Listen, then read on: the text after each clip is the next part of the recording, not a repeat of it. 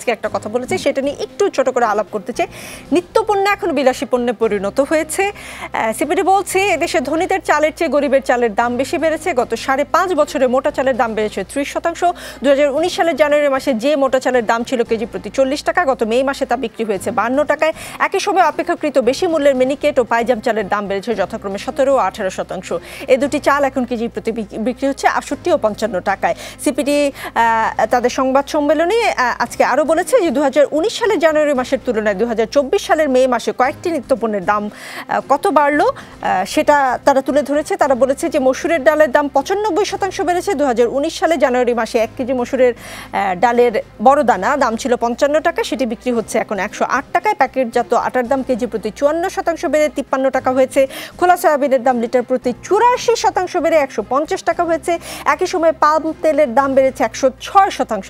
এখন পাম তেলের দাম লিটার প্রতি 130 টাকা। তারা বলছে যে যুক্তরাষ্ট্র ও ইউরোপীয় ইউনিয়নের দেশগুলোর চেয়ে বাংলাদেশে বেশি দামে চিনি বিক্রি হচ্ছে। গত 5.5 বছরে এর দাম 152% বেড়েছে।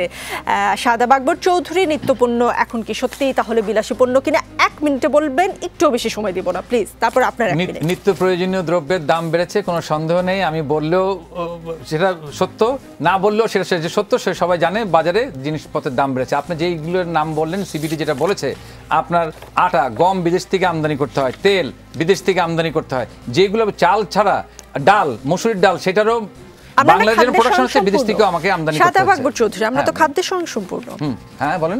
আমরা তো খাদ্যের সঙ্গে সম্পূর্ণ না, আমরা খাদ্যের সঙ্গে জানতে হবে। ডাল কিন্তু আপনার বিদেশ থেকে আমদানি হচ্ছে, সব ডাল আমার এখানে কিন্তু যা আমার ডিমান্ড সেই অনুযায়ী প্রোডাকশন হচ্ছে না। আমি চালের জায়গায় আসতেছি, তো তেলেরটা যেটা বলো, তেলও বিদেশ থেকে আসছে। তো সুতরাং বাইরে যে দাম বাড়ার, ডলার ফ্লাকচুয়েশনের কারণে টাকার অবমূল্যায়ন হলে সবকিছু মিলে দাম বাড়তে পারে।